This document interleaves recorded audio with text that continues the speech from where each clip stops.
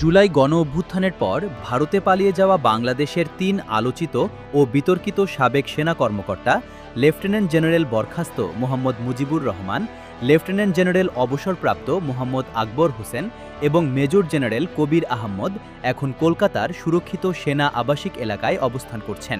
বিশ্বস্ত নিরাপত্তা সূত্রের বরাত দিয়ে জানা গেছে, সম্প্রতি ভারত সরকার তাদের কলকাতার সল্টলেক ও নিউ টাউনের বেসামরিক এলাকা থেকে সরিয়ে হুগলি ব্রিজের পাশে অবস্থিত একটি সুরক্ষিত সেনা আবাসে পুনর্বাসন করেছে। সংশ্লিষ্টদের মতে, মানবতাবিরোধী অপরাধ, গুম, বিচার বহির্ভূত হত্যাকাণ্ড এবং শেখ হাসিনার ফ্যাসিবাদী শাসন দীর্ঘস্থায়ী করার অন্যতম কারিগর এই ৩ জেনারেলের উপস্থিতি এবং তাদের বিশেষ নিরাপত্তা প্রদান বাংলাদেশের জাতীয় নিরাপত্তার জন্য বড় ধরনের হুমকি সৃষ্টি করছে। কলকাতার নিরাপত্তা সূত্রগুলো জানিয়েছে, কলকাতার এই সেনা আবাসনটি অত্যন্ত সুরক্ষিত এবং বিশেষ পাস ছাড়া সাধারণ মানুষের প্রবেশাধিকার নিষিদ্ধ। সেখানে অবস্থান করেই এই ৩ জেনারেল নিয়মিত শেখ হাসিনার সঙ্গে যোগাযোগ রাখছেন এবং ভারতে অবস্থানরত আওয়ামী লীগ নেতাদের নিয়ে বৈঠক করছেন।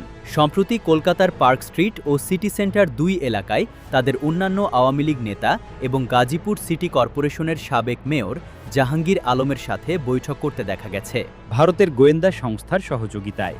বাংলাদেশে নিষিদ্ধ ঘোষিত আওয়ামী লীগকে পুনরায় রাজনীতিতে ফিরিয়ে আনার লক্ষ্যে তারা কাজ করছেন। ভারতের ইন্টেলিজেন্স ব্যুরোর ডেটাবেসে থাকা তথ্য এবং বাংলাদেশের নিরাপত্তা সূত্র অনুযায়ী এই ৩ জেনারেলের বিভিন্ন সময়ে বাংলাদেশ ত্যাগ করেন।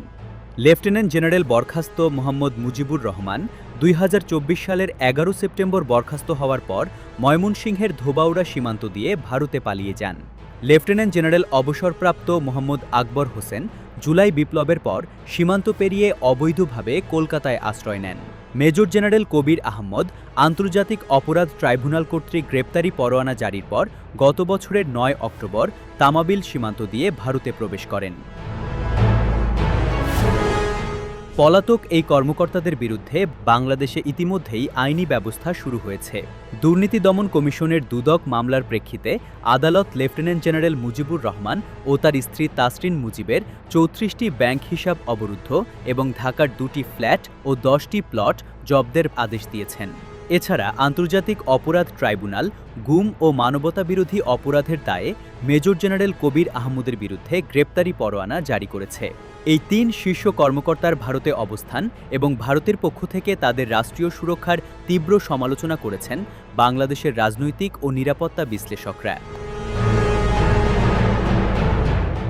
বিশিষ্ট রাজনৈতিক বিশ্লেষক অধ্যাপক ডাক্তার মাহবুবুল্লাহ বলেন, ঘটনাটি অত্যন্ত উদ্বেগজনক।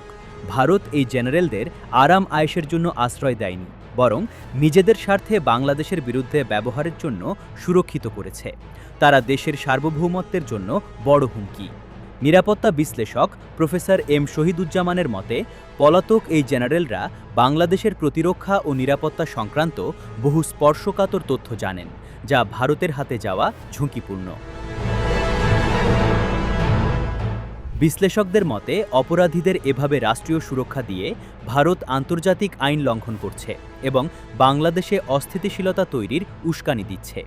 বাংলাদেশ সরকারের উচিত অবিলম্বে আন্তর্জাতিক মানদণ্ড বজায় রেখে এই অপরাধীদের বিচার প্রক্রিয়া সম্পন্ন করা এবং বিষয়টি বিশ্বমঞ্চে তুলে ধরে ভারতের ওপর আন্তর্জাতিক চাপ সৃষ্টি করা।